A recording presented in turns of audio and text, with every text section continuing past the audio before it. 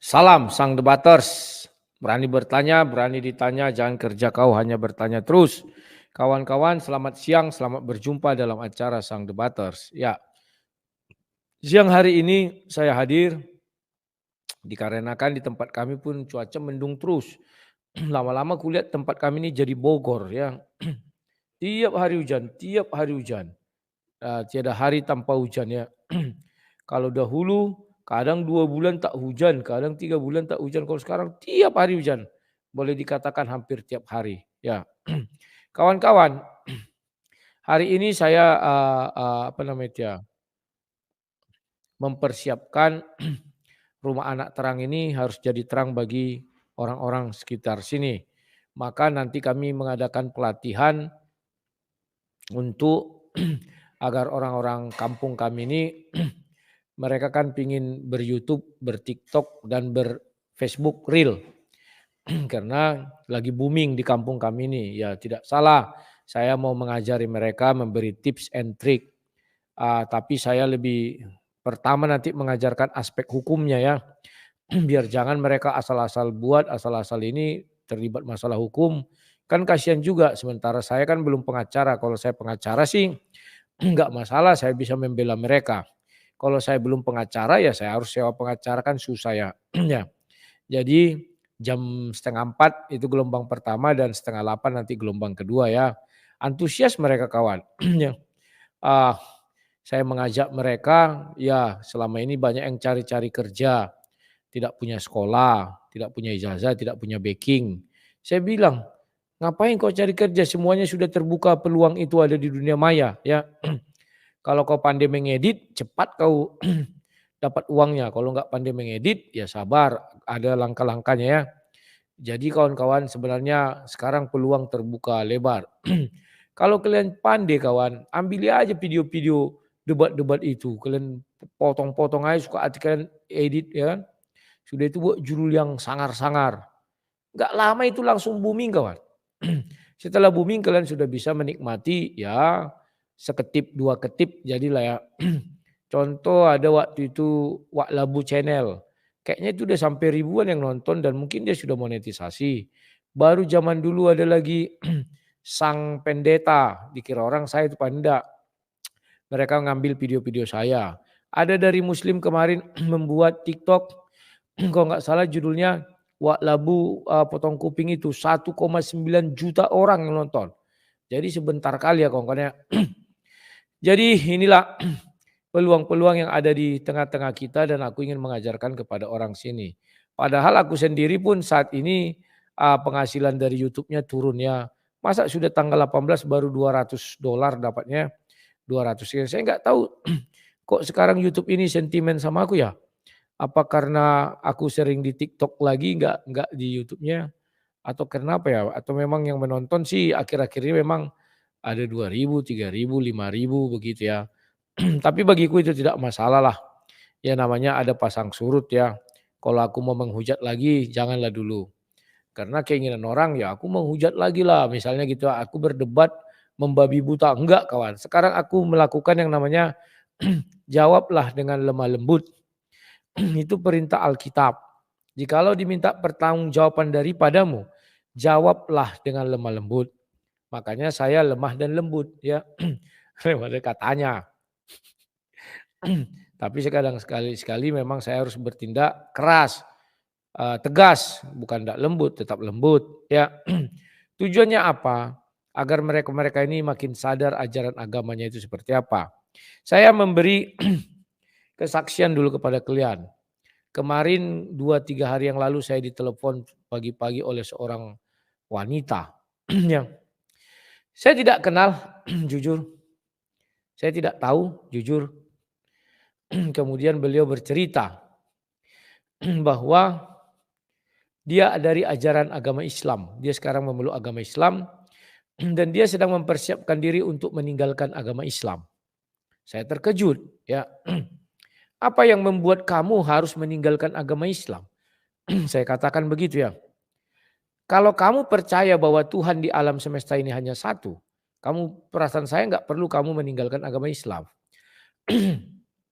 Tapi kalau kamu percaya bahwa Tuhan di alam semesta ini berbeda. Ada 2 Tuhan, 3 Tuhan, ya itu pilihan hidupmu untuk meninggalkan Islam. Saya bilang kan, lantas saya tanya, apa yang membuat kamu ingin meninggalkan Islam?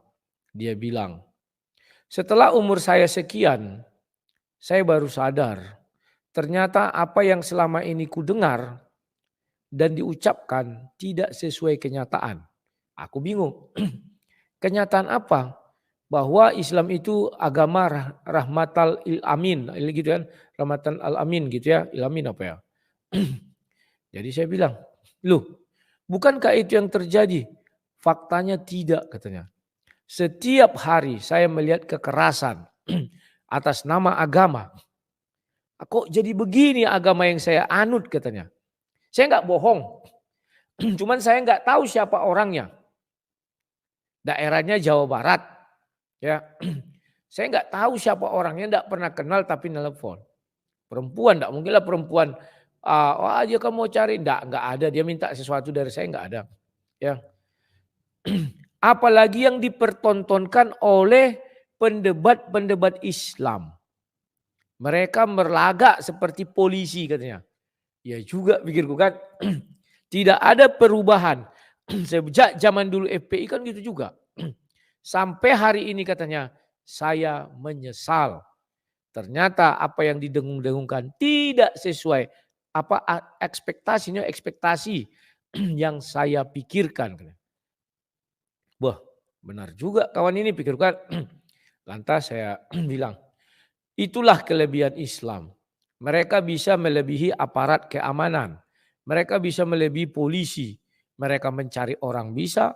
Begitu ketemu suka-suka hati mereka terhadap orang itu. Mau bicara apa saja bisa. Oknum sebenarnya saya bilang. Tetapi mereka mengatasnamakan umat Islam. Maka kita mencap mereka Islam. Padahal harusnya oknum. Tapi karena mereka mengatakan ini umat Islam, berarti seluruh dunia. Perwakilan seluruh dunia lah mereka ya. Jadi di situ dia tidak bisa terima.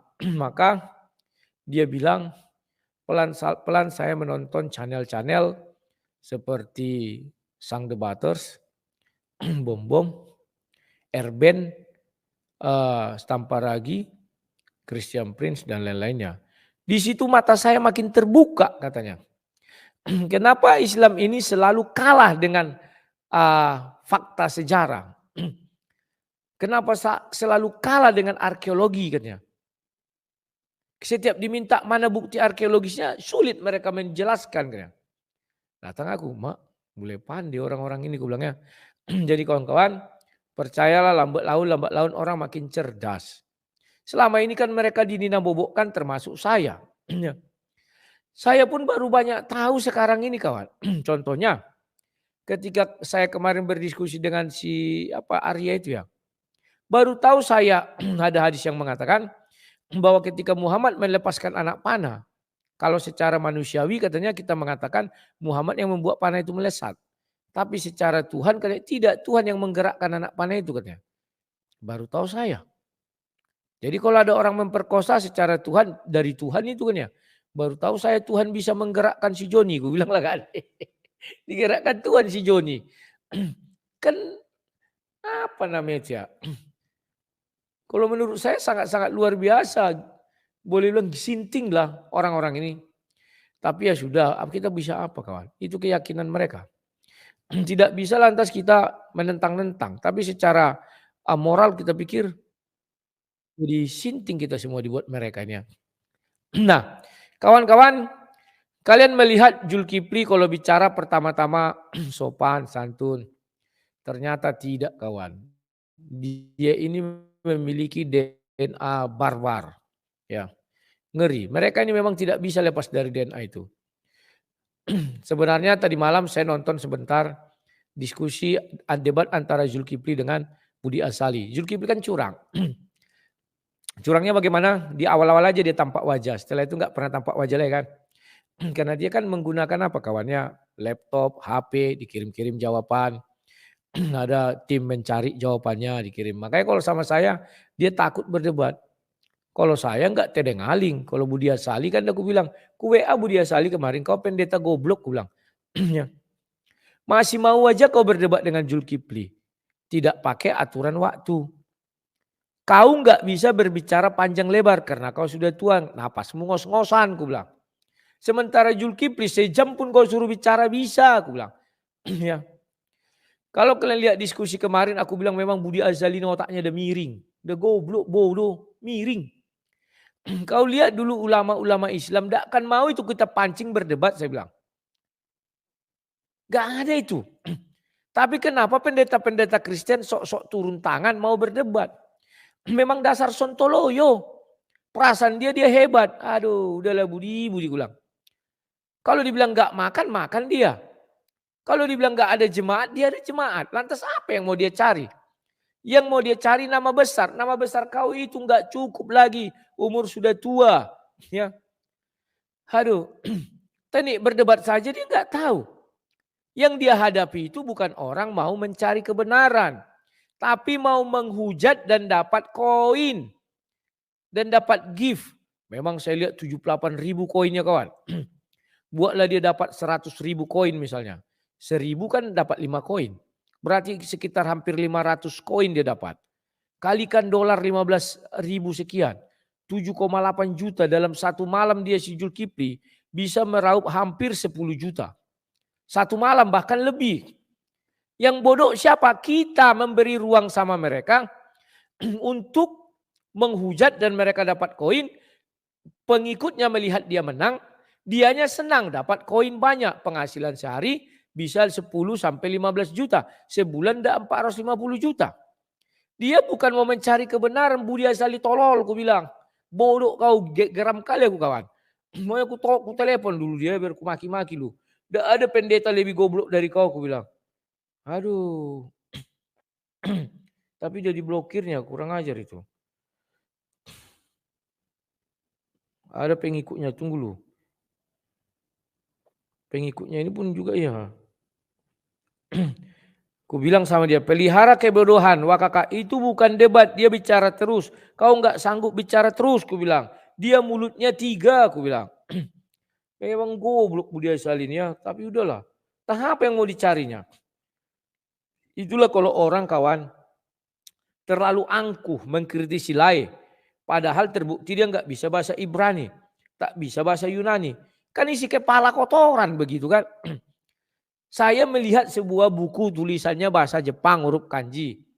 Terus diterjemahkan oleh orang Indonesia, saya baca. Terus saya kritisilah terjemahan Indonesia ini. Ditanya, kau tahu nggak huruf kanji? Nggak tahu. Tahu nggak ini aksara Jepang? Nggak tahu. Terus kok bisa kau kritisi? Oh iya, saya melihat yang menulis juga dia kawan ini. Kan itu terjemahan dia. Ada jadi goblok. Kita nggak tahu huruf kanji, mengkritisi orang yang tahu huruf kanji, tahu aksara Jepang, tahu ya IYD Jepang. Aduh. Kadang di situ aku jengkel kawan. Tapi gimana? Kalian pergi lu kalian ke Budi Azali bilang, tolol kau kada sang debater bilang. Tapi nggak ada sopan kau sama orang tua. Kalau kayak gini memang Allah paling tahu berapa tahun lah umur dia sama aku. Ya. Terkadang memang kita dibuatnya jadi tidak sopan lagi kawan. Karena dia memperhamba dirinya untuk sesuatu yang tidak pantas dia kejar. Apa yang mau dikejar Budi Azali kawan? Kan tidak ada. Bertanya tentang Islam aja dia nggak tahu karena biasa di kekristenan. Mau membantah mereka takut menggunakan kata yang kasar. Sementara keinginan mereka itu. Budi Azali bicara 2 menit, Zulkifli bicara kalau bisa 1 jam. Jadi aku bilang memang goblok orang ini. Diskusi sama aku mereka nggak berani. Tapi nanti masuk dulu aku ke channel mereka ya. Ku kejar dulu, mulai besok ku kejar lagi orang ini semua. Ya. Kenapa aku bilang biar ku bal-bali dulu si Zulkifli itu, biar nangis lagi dia kayak dulu. Tapi nanti begitu dengar suaraku langsung di-kick aku. Ini fakta. Bukan ngomong kosong. Kemarin aku pernah kena ban akun TikTokku. Aku pakai akun namanya Pendeta Yusak itu. Ya selamat siang Pak Pendeta. Dia kan suka kalau ada pendeta-pendeta. Target orang itu maunya bergelar pendeta lah masuk ke situ. Karena pendeta kan dilihat umatnya, jadi dari umatnya melihat, tolol kali pendetaku ini. Kan begitu. Ya. Inilah orang banyak nggak tahu. Sebaiknya jangan, aku bilang. Apalagi Zulkifli mau menantang Gilbert dan Gilbert bilang, buat apa saya melayani? Ngapain dijawab yang kayak gitu? Bangga dia nama dia disebut oleh Gilbert. Memang nggak ada isi kepala mereka ini kotoran. Jijik kali aku lama-lama melihat oknum-oknum pendeta ini. Nggak ngerti entah apa yang mau dicari. Entah dia mau jadi artis, entah dia kurang uang, uangnya ada banyak. Gilbert itu kawan satu minggu penghasilannya itu mungkin ratusan juta. Terus apa lagi yang dia cari? Kok harus mau dia menjawab ada pernyataan Zulkifli kayak gitu. Aduh, kalau aku sudah lah. Memang tolol kepala kalian. Kadang aku bilang pala kalian aku jengkel kawan. Gak usah layani. Mereka bukan mencari kebenaran. Mereka hanya ingin menghujat kau. Dalam satu kali video dia dapat 8 juta, 10 juta. Memang Zulkifli kita akui saat ini TikTok paling tinggi penghasilannya memang Zulkifli. Gak ada yang mengalahkan. Kalau kita orang Kristen, berbusa pun mulut kau menghujat, ya begitu-begitu aja lah. Kalau saya mah santai. Memang saya katakan, saya lebih baik menjawab sekarang dengan nyaman. Ya, dengan sopan dan santun. Lah tapi kau kan tidak dapat koin. Tidak cemburu kau sama Zulkifli. Aku sudah melewati masa itu kawan. Jadi cukupkanlah dirimu kata Tuhan. Ya aku cukupkan aja. Kalau ada sumbangan untuk pembangunan gereja, aku bangun gereja. Kalau belum jalan, tunggu dulu. Gitu-gitu aja kawan. Tapi puji Tuhan sampai hari ini jalan terus, tidak macet. Biarpun sedikit, yang penting gak macet. Ya. Jadi kawan-kawan, sampaikan kalian lah kepada pendeta. Tidak usahlah masuk, entah apa yang kalian cari bilang. Mau cari uang udah terlalu banyak uang orang itu. Kayak Budi Asari bukan tidak banyak uangnya itu kawan. Bukunya saja saya lihat yang di belakang dia. Kalau diuangkan itu kawan lebih dari 50 juta. Saya saja nih sudah buat perpustakaan satu rak lagi belum selesai. Udah habis 20 juta kawan. Ngeri buku-buku harganya sekarang. Dari situ aja udah kelihatan dia kan. Punya uang. Lantas apa yang mau dicarinya? Oh memberitakan kebenaran Injil Kerajaan Surga. Beritakanlah di channelmu sendiri. Keinginan dia kan channelnya laku dilihat orang banyak. Gak usah nanti kalau laku sendiri. Karena kalian pendeta, Yusuf Manobulu kan itu yang dilakukannya dulu. Berkhotbah nggak ada yang menonton. Setelah itu dia jual-jual. Pertama dia bagus mengajak orang berkesaksian. Lama-lama kan akar segala kejahatan kan cinta uang. Mulailah cinta uang. Mulailah diposting nomor rekening. Tapi setelah selesai dihapus nomor rekening mereka. Diganti dengan nomor rekening dia. Kan mulai curang kawan. Aduh. Akhirnya dia kena batunya. Kan kena batunya dia ditangkoi. Berapa aku dengar-dengar banyak juga uangnya keluar mengurus itu. Kalau enggak bisa dia 7 bulan kawan udah pembebasan bersyarat. Aduh. Makanya aku bilang pendeta kembalilah ke gereja. Gembalakan umatmu. Apa enggak cukup kau makan dari perpuluhan itu? Terus kau mau jadi artis? Bisa. Khotbah aja kok kayak Philip Mantopa itu aja lah. Oke lah, aku akui Philip Mantopa itu bagus. Bagusnya gimana? Dia enggak mau komentar yang lain. Dia khotbah aja khotbah. Entah apapun itu ku bilang pun dia penyesat. Mana ada orang naik ke surga enggak peduli ya khotbah aja. Ya lebih bagus begitu. Daripada kayak Rubin Abraham. Semua dikomentarinya. Apakah dia preman rohani? Datang lawak. Bilanglah dia mafia rohani. Kan itu jangan dikomentari lah. Aduh. Joshua Tewu. Lagaknya juga dulu selangit. Sekarang tenggelam. Kenapa tenggelam? Ya karena itu tadi. Lama-lama mereka ingin jadi artis. Sombong, angkuh. Rizky Lewis sama. Aduh. Di satu sisi saya miris melihat semua ini. Tapi di satu sisi lain. Ya kami para apologet ini enggak dianggap mereka. Selalu dihina-hina mereka. Baik di dalam gereja. Coba lihat kalau khotbah di gereja. Banyak orang sekarang sok-sokan. Baru tahu 1 ayat 2 ayat langsung mengaku apologet kan ya. Ya. Kan itu penghinaan sekali itu. Mana ada orang baru tahu ayat 2 ayat langsung jadi apologet. Tidak ada itu. Tapi kalau orang baru pandai baca tulis. Sudah itu pandai berdoa, pandai baca Alkitab, pandai khotbah, jadi pendeta banyak. Apologet itu yang dipegang teguhnya adalah pengetahuan. Dan kami tidak punya gembala, tidak punya jemaat. Ya. Kalau kami berperang di dalam iman, murni berperang. Lantas atas biaya siapa kami berperang? Kebanyakan apologet awalnya menggunakan dana sendiri. Berharap dari umat, dari jemaat, kami nggak punya umat, nggak punya jemaat. Kami hanya mengharapkan kami menciptakan sebuah kondisi di mana kami memiliki penonton, apa istilahnya selain fanatik ya, apa namanya itu saya agak ingat. Udahlah penonton fanatis gitu aja lah. Itu yang kami ciptakan. Biar kami bisa tetap hidup dan tetap berjalan. Kalian kira mau gereja, oh kita bantu loh para apologet Kristen. Diocop pendetanya aja kurang. Bagaimana mau berbagi sama apologet? Tidak ada cerita. Pak Haji yang penghasilannya sebulan miliaran. Kalian kira mau membagi apologet? Tidak mau. Kurang, aku aja kekurangan katanya. Gilbert Lumondong gitu juga, selalu kekurangan, mana ada. Lebih bagus orang itu menciptakan gereja-gereja mereka sendiri. Penonton militan. Wah, senior awak ini selalu nonton ini kayaknya. Wah, ya militansi. Itu yang kami ciptakan, militansi kawan. Nah, hebatnya Uclim-Uclim ini, bagaimanalah pendebat-pendebat Kristen biar tiarap semua. Cara mereka selalu mau mengejar, membuli pendebat Kristen. Sementara mereka menghujat, kita biarkan. Tujuan mereka mau menunjukkan ketakutan. Maka mereka selalu menyasar. Oh, yang disasar apa? Ini ada donaturnya ini ada donaturnya. Padahal kita tidak punya donatur untuk menghujat, tidak ada. Enggak ada kawan. Itu murni mereka militan melihat kita untuk bayar listrik, bayar telepon.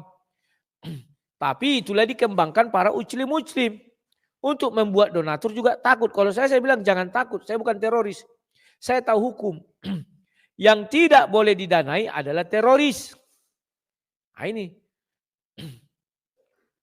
Kemarin sempat itu ada yang takut donatur-donatur apa saya. Saya bilang kalau Anda takut transfer ke rekening istri saya sehingga bebas. Kan begitu ya. Saya bilang santai aja, saya tahu hukum kok. Mau dibawa kemana pun saya hadapi, tidak takut saya. Saya bukan teroris, saya bilang. Ya. Jadi kawan-kawan itulah dulu yang kita lihat. Sementara mereka, donatur mereka besar-besar kawan. Uclim-uclim itu donaturnya itu besar. Bahkan kita pun, siapa yang mensupport mereka? MUI. Kenapa MUI memberikan sertifikat kepada Julius? Kan katanya ada itu di apanya dia buat gugatan perdata itu salah satu apanya kan Julius ini mendapat MUI Award bahwa konten kreator mu'alaf terbaik katanya. Bagaimana itu dikasih award sama dengan Kainama? Aduh. Berarti MUI memang mendukung mereka ini untuk menjadi seperti itu. Ngeri loh kawan. Sementara kita PGI, mana mau tahu PGI, dah aku bilang, diocop mereka aja kurang itu semua. Diocop itu diisap. Tapi ngisapnya kuat. Gitu. Kalau MUI masih disiapkan orang itu. Kalau PGI, cobalah PGI ini dibubarkan saja. Tidak ada kulihat manfaatnya. Selama aku hidup udah umurku 50 tahun, belum kulihat manfaat PGI. Gereja dibubarkan diam saja. Apologet Kristen ditangkap malah ikut-ikutan dia mencela apologet Kristen. Lantas fungsi dia di mana? Mengocok pemerintah. Menjilat orang-orang apa itu. Biar bisa dia dapat dana subsidi. Besar dana subsidi. Coba lihat laporan keuangan. Kemana dana subsidi saya orang Kristen tidak pernah mendapat limper di Bela 2 pun. Kan ngeri kan? Ya. Aduh. Oke, sudahlah. Sekarang kita buka dulu barbarnya Zulkifli Mabas ini ya. Ini mengenai si Ki Ahmad. Tapi kasihan mereka ini menangis lagi kawan. Ki Ahmad gak bisa. Paul Zhang gak bisa. Dewi Bulan gak bisa ditangkoi. Semua mereka mau tangkoi gak bisa. Kita dengar dulu. Agama Islam, orang penduduk yang sudah punya KTP Islam, ada yang ketangkap, diikat aja bang, jangan dianiaya, diikat. Habis itu belikan rokok sempurna, satu bungkus itu langsung masukkan ke mulutnya, habis itu bakar sampai habis, suruh isap. Kayak gitu aja, gak usah dia niaya, ikat aja tangannya ke belakang, habis itu kasih rokok surya satu bungkus, bukan satu batang, masukin semua satu bungkus itu sekaligus bakar sampai selesai, habis itu suruh pulang. Ya, saya udah lama ngikutin Bang Juma dari tahun 2000-an. Ya, inilah kawan-kawan barbarnya mereka ini kawan. Kalau kita kan paling kalimat kita cabai. Cabai itu dikasih cabai, kan enggak apa-apa. Kalau mereka enggak, satu bungkus dimasukkan ke mulut dibakar kan ya. Apa enggak rusak paru-paru kawannya. Mereka ini kayak zaman-zaman Hitler sadisnya, dimasukkan CO2 ke dalam paru-paru. Untung enggak dibilangnya knalpot digas, masukkan mulutnya ke knalpot digas. Aduh. DNA biadab. DNA barbar memang sudah melekat dalam diri orang ini kawan. Sampai kapanpun itu enggak bisa dihapus. Ya. Makanya kalau menyangkut agama, orang ini rela menjadi luar biasa ganasnya. Saya enggak ngerti. Tapi kalau orang Kristen, semakin dia mendalami ajaran Kristen, semakin dia menyayangi, mengasihi umat manusia. Contohnya siapa? Oke lah. Kita ambil sajalah untuk di Indonesia aja misalnya. Ya. Katakanlah udahlah yang sama-sama muncul di TV. Gilbert Lumondong lah misalnya. Kan dia kasih kepada orang. Tapi kalau ada dari yang lain ini, semakin dia bicara berkuar tentang agamanya, semakin kerasukan setan. Kan lawak. Di TV-TV kerjanya hanya ngompor-ngompori orang, kerjanya hanya mengajak kekerasan. Itulah perbedaan dua kawan. Orang Kristen semakin mendalami agamanya, dia semakin memiliki kasih. Dan semakin menghilangkan kebencian. Tapi ada orang sana, semakin dia mendalami agamanya, semakin dia dekat kepada Tuhannya, dia semakin barbar. Ngeri kawan. Kita lihat di TV-TV, semakin dia memanggil nama Tuhannya, semakin dia barbar. Sebenarnya lebih baik mereka ini dijauhkan dari memanggil nama Tuhan. Karena ketika mereka tidak memanggil nama Tuhannya, kita bisa hidup bermasyarakat dengan mereka. Kita bisa duduk satu meja dengan mereka, ngopi-ngopi, canda-canda, pukul-pukulan, jambak-jambaan, pelan-pelan tapi ya. Tapi begitu mereka memanggil nama Tuhan mereka, kita terpisah kawan. Saya harus pergi dulu dari dia sebelum dia berubah menjadi setan. Nah ini, saya tidak bilang agama tertentu, ada orang sana saya bilang. Paham ya? Itu fakta dan nyata di muka bumi ini. Gak bisa dipungkiri kawan, gak bisa. Mengerikan, ya memang mengerikan. Tapi kita bisa apa? Itulah yang terjadi. Ya. Nah, kawan-kawan, iklan dulu, minum dulu.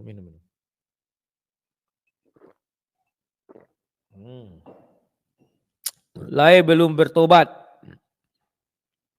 Ferinando. Ya, saya belum bertobat kawan. Karena tobat itu di dalam bahasa Batak kolam. Di sini sulit saya buat kolam. Ya, saya belum bertobat, saya belum punya kolam. Slow ya Fernando. Farinando. Ya.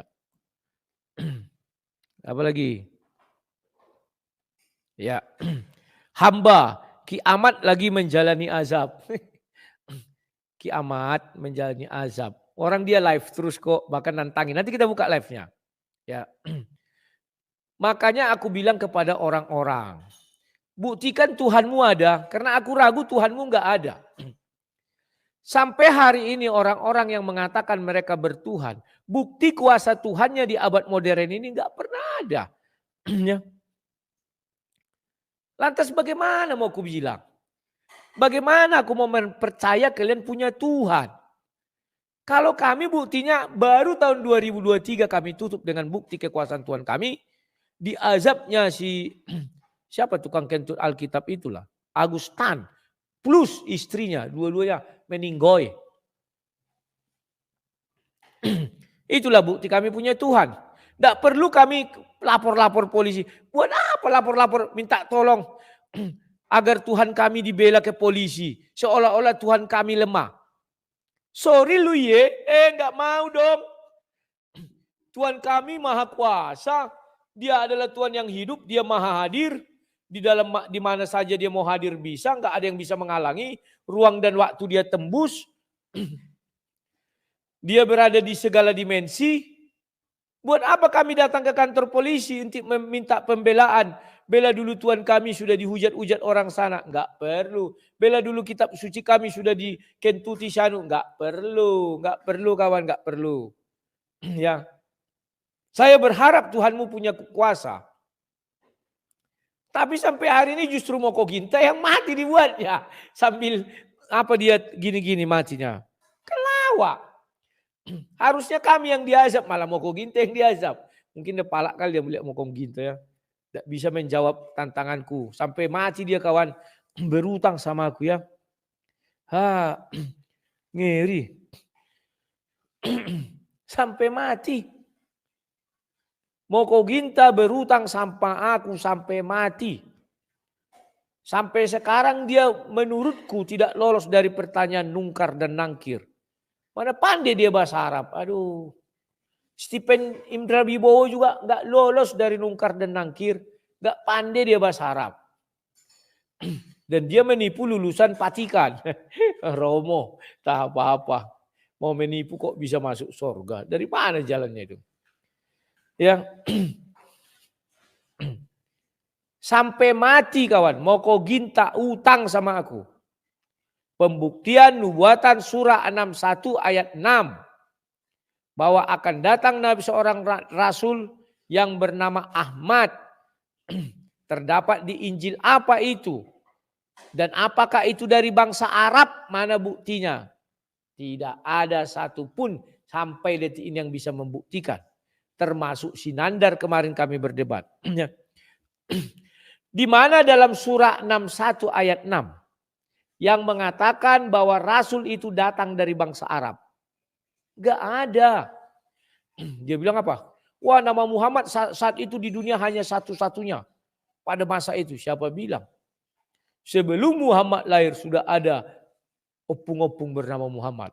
Anaknya siapa? Abdul Allah ibnu Abu Bakar bin Muhammad. Diam dia langsung kawan. Ngeri ya. Nah, sekarang kita lihat apakah kiamat ini akan kena azab. Belum ada yang berhasil kawan. Paul Zhang gak kena azab. Dewi Bulan yang tiap hari kerjanya menantang. Gak kena azab juga. Apa sih susahnya menunjukkan kekuasaan Tuhan? Dewi Bulan hanyalah manusia kecil. Kutu kumpret. Setitik debu pun gak ada. Tapi buktinya dia menantangi Tuhan sampai hari ini. Paul Zhang juga. Tanpa Ragi juga. Banyak lagi. Kita dengar dulu apa kata kiamat. Jadi gini ya teman-teman di YouTube, teman-teman di TikTok ya, kalian coba cari saya ya, kalau ketemu kau doa sama Allah mau minta Allah mau kasih tahu posisi saya di mana, Allah mau pun nggak tahu ya, seperti dalam surah berapa itu yang Allah nggak tahu, surah Kaf ayat 30 ya, surah 4 ayat 142, surah At-Taubah ayat 16. Allah nggak tahu. Gitu loh. Saya tuh ini teman-teman, dari ujung ke ujung. Jadi carilah. Kayak mau batuk-batuk ini. Ini kamu udah bagus nggak jaringannya?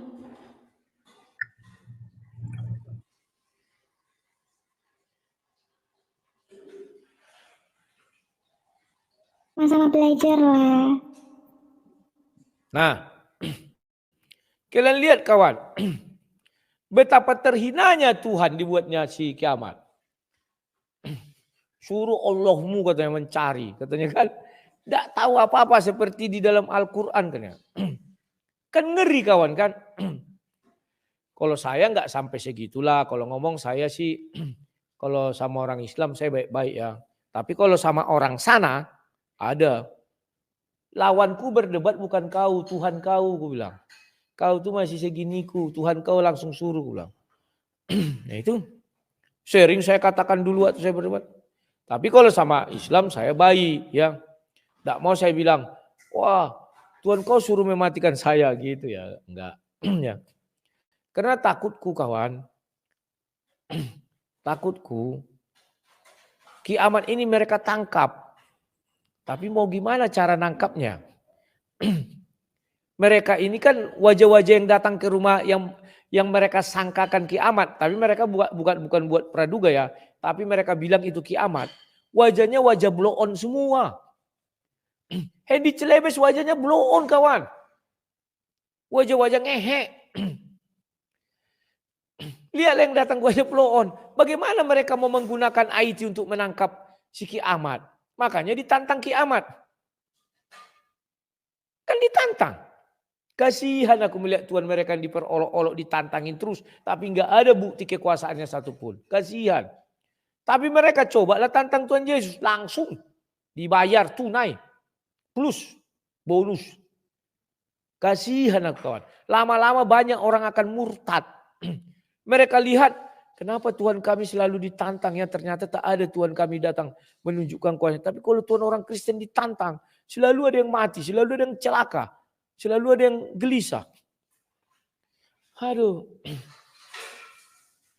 Kasihan kawan, kasihan. Aduh. Bagaimana tantangan Dewi Bulan? Olok-oloknya. Mempan enggak? Enggak mempan. Makanya kemarin aku tantang orang, ayolah kita laga Tuhan yuk. Kau hujat Tuhan kami Yesus Kristus. Tapi enggak usahlah main tangkap-tangkap polisi, aku bilang.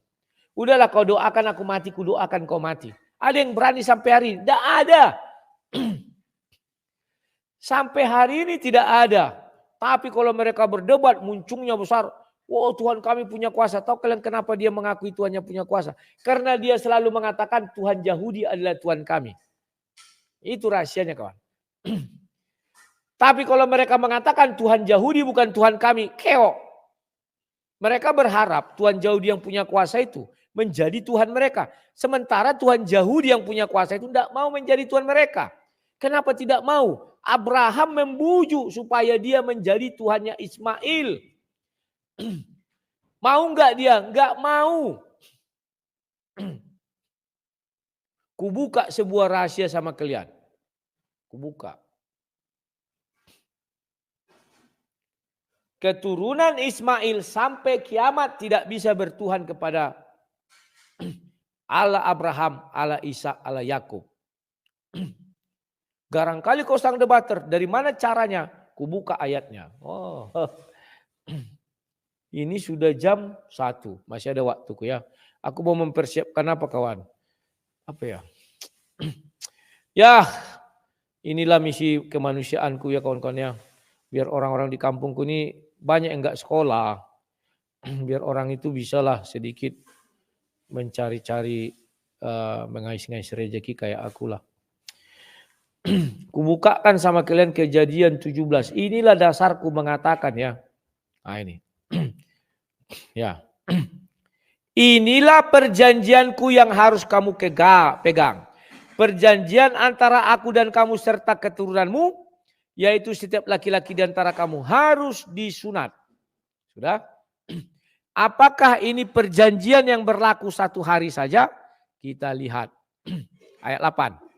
Kepadamu dan kepada keturunanmu akan kuberikan negeri ini, yang kau diami sebagai orang asing yakni seluruh tanah Kanaan, akan kuberikan menjadi milikmu untuk selama-lamanya.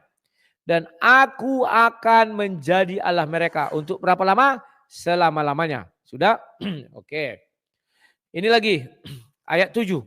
Aku akan mengadakan perjanjian antara aku dan engkau serta keturunan turun-temurun menjadi perjanjian yang kekal. Kekal tidak boleh berhenti 1 detik pun. Supaya aku menjadi Allahmu dan Allah keturunanmu. Ayat 7 lah rahasianya. Ayat 7 adalah rahasia Tuhan Abraham, Ishak dan Yakub. Bahwa keturunan Ismail tidak akan bisa menyembahnya sampai hari kiamat. Tidak bisa.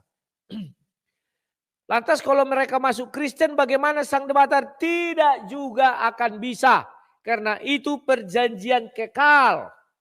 Bukan perjanjian ecek-ecek. Tahu arti kekal? Selamanya sampai kiamat. Sampai dunia tak bertepi, sampai neraka tak bertepi. Itulah selamanya. Paham? Apa itu perjanjiannya? Sunat. Sunat yang bagaimana? Ayat 12. Anak yang berumur 8 hari harus disunat. Yakni setiap laki-laki di antara kamu turun-temurun.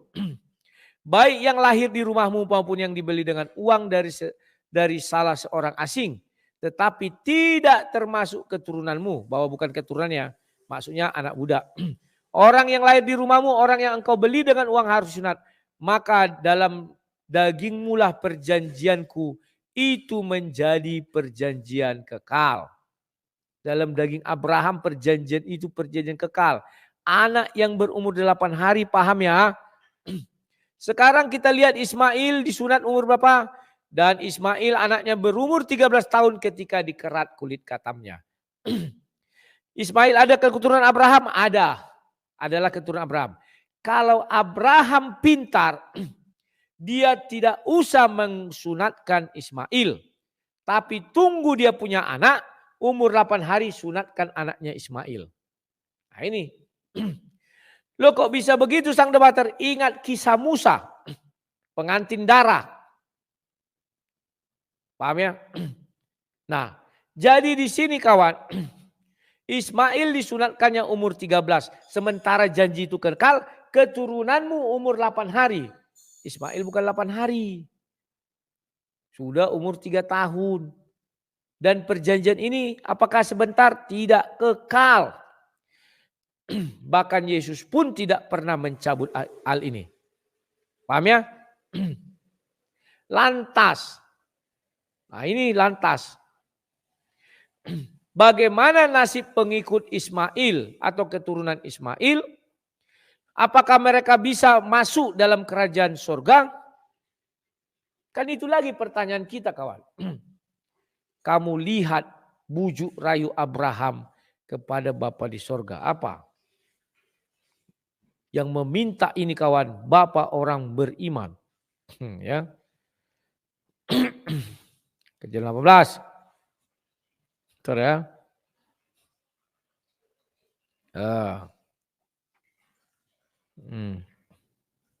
Ini.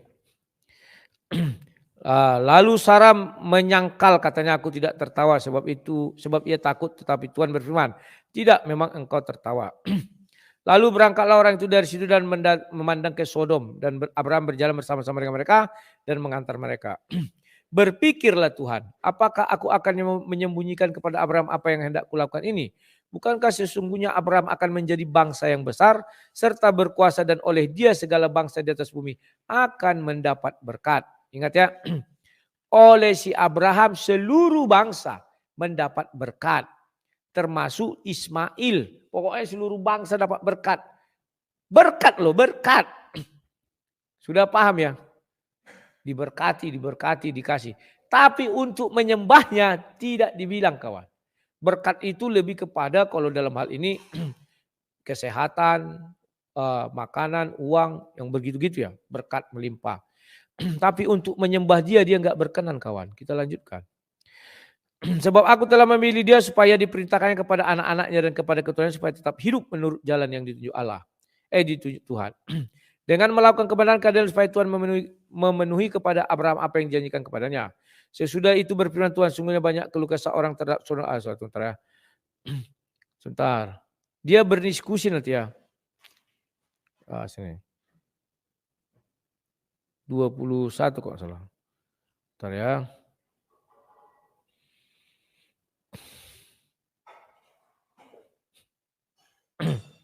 (21) ketika diusir ya. Bentar.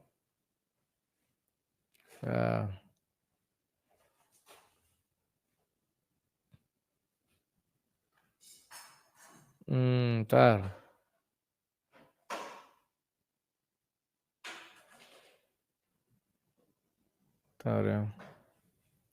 20 tadi ya, Indo 1. Tuhan memperhatikan Sarah seperti yang difirmankannya. Dan Tuhan melakukan kepada Sarah seperti yang janjikannya, maka mengandunglah Sarah ya. Abraham nama anak itu Ishak, Abraham menyunat Ishak anak itu ketika berumur 8 hari. Inilah Ishak ya. Kalau Abraham mau nakal kawan, ibaratnya Ishak ini disunatnya umur 9 hari, maka Ishak ini pun tidak akan masuk di dalam perjanjian itu. Karena harus 8 hari kawan. Bentar ya.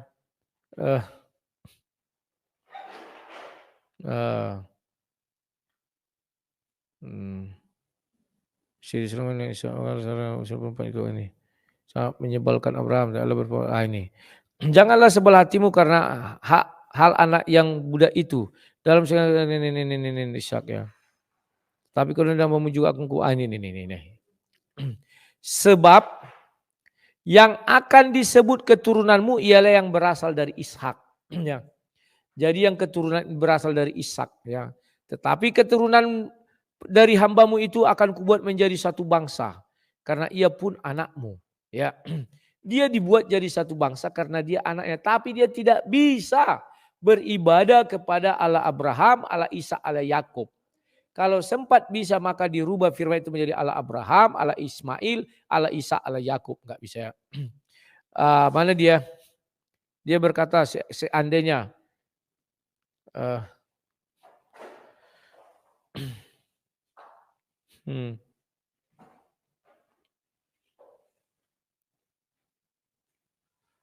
Bentar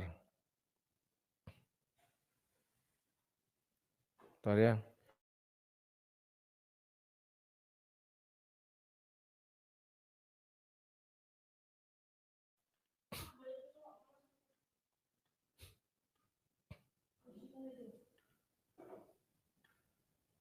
Ya.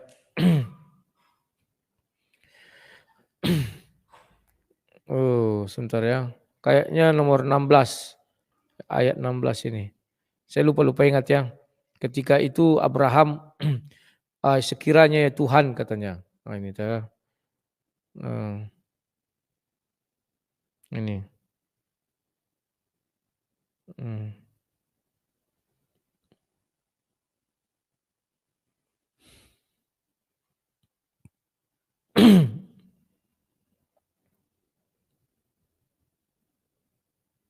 Yeah.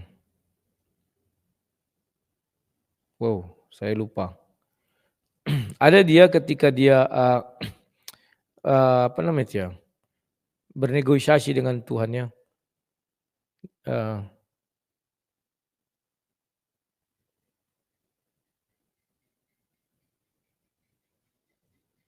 ya. Pergi 17. Dia berharap bahwa dia berkenan di hadapan Tuhan ya. Tapi Tuhan tidak berkenan kawan.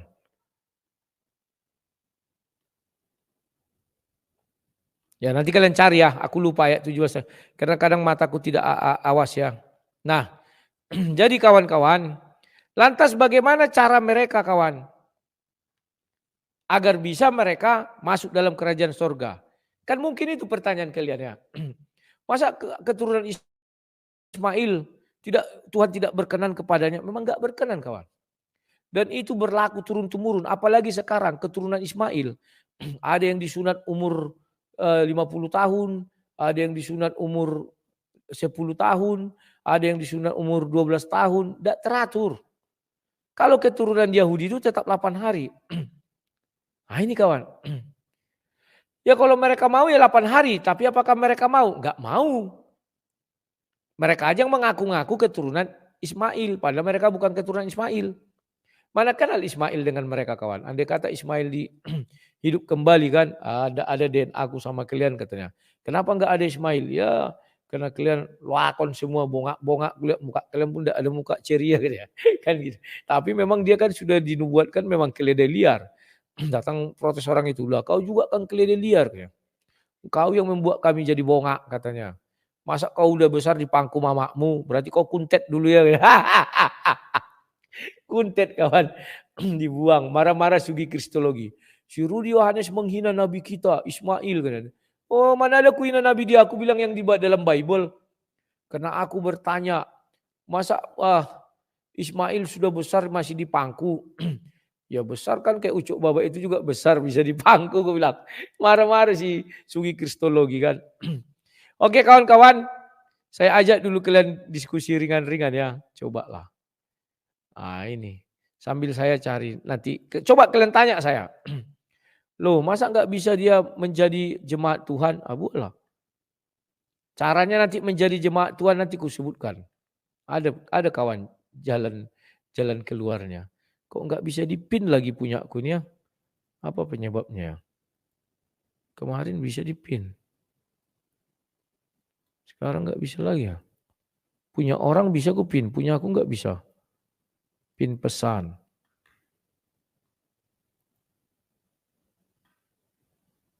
Tuh.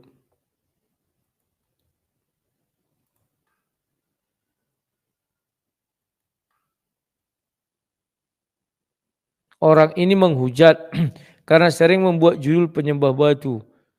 Apa pula menghujat membuat judul penyembah batu? Lucu orang ini. Memang ada di dalam Bible penyembah batu. Kasihan aku lihat orang ini. Wah.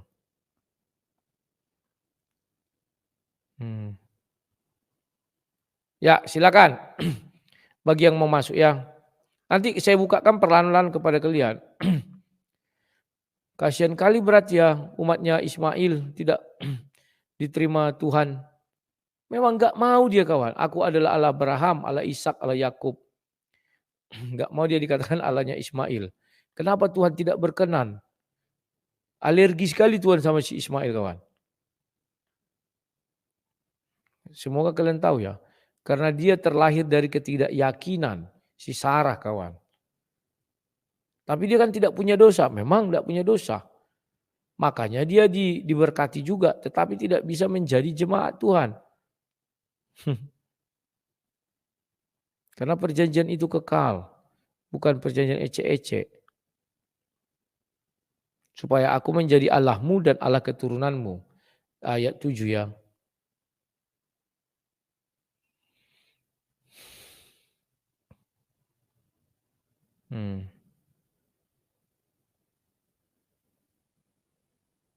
Oh ini. Dapat ketemu kawan. Sebentar ya aku bukakan. Di sini dia ayat 18. Dan Abraham berkata kepada Allah. Sekiranya Ismail diperkenankan hidup di hadapanmu. Tetapi Allah berfirman, tidak. Melainkan istrimu Sarah yang akan melahirkan anak laki-laki bagimu. Dan engkau akan menamai dia Ishak. Dan aku akan mengadakan perjanjianku dengan dia. Menjadi perjanjian yang kekal untuk keturunanmu. Ingat ya. Sekiranya Ismail diperkenankan hidup di hadapanmu. Jadi sampai dunia kiamat kawan. Ismail dan keturunannya tidak diperkenankan Tuhan hidup di hadapannya. Ngeri. Hukum Tuhan itu kekal. Itulah sebabnya mereka membuat Tuhan palsu. Yang mirip dengan itu. Paham ya? Saya device not connected. Coba itu nanti di allow aja. Halo bahasa, selamat sore. Silakan apa yang mau disampaikan. Selamat siang, Lae. Yang, silakan. Lanjut aja dulu, Lae. Aku lagi apa sedikit, Lae. Oke. Jadi sudah paham kalian ya. Bapaknya saja meminta, katanya. Sekiranya Tuhan berkenan agar Ismail hidup di hadapanku. Tidak mau Tuhan kawan. Ini. Sekiranya Ismail diperkenankan hidup di hadapanku. Tuhan tidak mau. Bahkan Tuhan mengatakan tidak katanya keras. Melainkan istrimu Sarah yang akan melahirkan anak bagimu, laki-lakimu. Dan engkau akan menamai dia Ishak dan aku akan mengadakan perjanjianku dengan dia. Menjadi perjanjian yang kekal untuk keturunannya. Kekal. Kekal itu artinya selama-lamanya. Jadi tidak bisa mereka itu kawan berkenan di hadapan Tuhan. Sekalipun dia memaksakan diri menyembah Tuhan itu. Enggak bisa.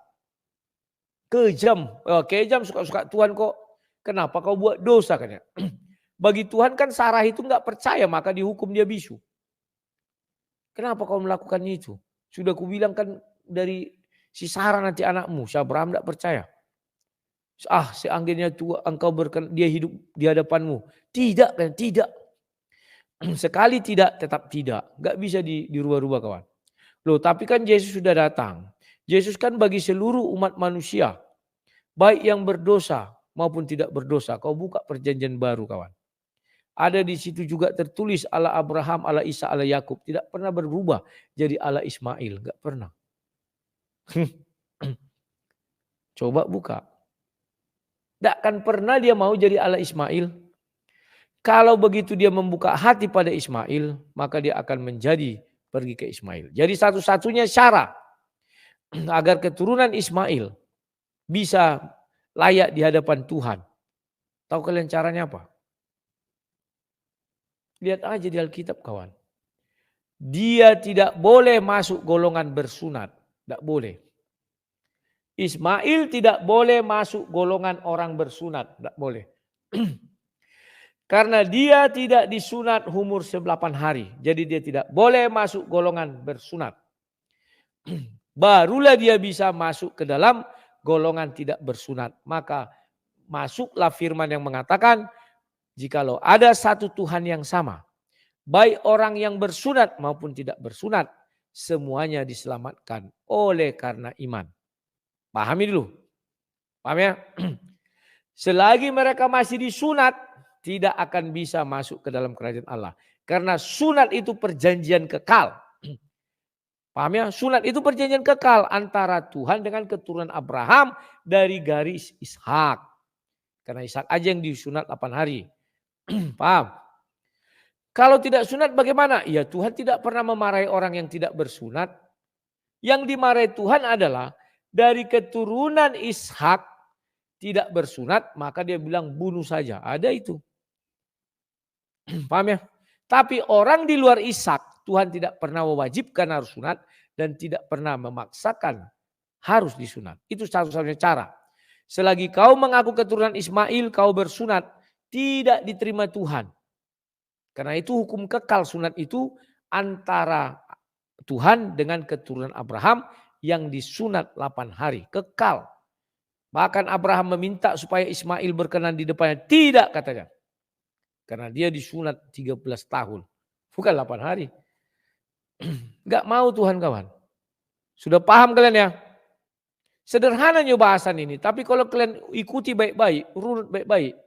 Itu caranya enggak ada lagi. Maka ketika kalian baca kisah para rasul 15. Kan mereka rapat. Bagaimana dengan orang yang tidak bersunat ini katanya. Orang yang bersunat kan keturunan Abraham. Yang disunat 8 hari kan Ishak. Keturunan Ishak. Abraham, Ishak, Yakub. Ismail kan kadang-kadang. Kadang-kadang 12 tahun, kadang-kadang 13 tahun, kadang-kadang 9 tahun, 8 tahun. Sampai sekarang, sampai kiamat nanti gitu terus. Mereka nggak tahu hukum itu kawan. Yang penting sunat, gagah-gagahan. Bahwa kami adalah keturunan Abraham. Najis tralalah. Nenek moyang kau aja keturunan Abraham tidak berkenan Tuhan. Apalagi lah kau yang enggak, yang sudah jauh kali entah siapa bapak kau pun tidak tahu ke kami kata Tuhan kan. Paham ya kawan-kawan ya? Jadi itulah yang mau saya sampaikan. Karena ini sudah jam 1:30.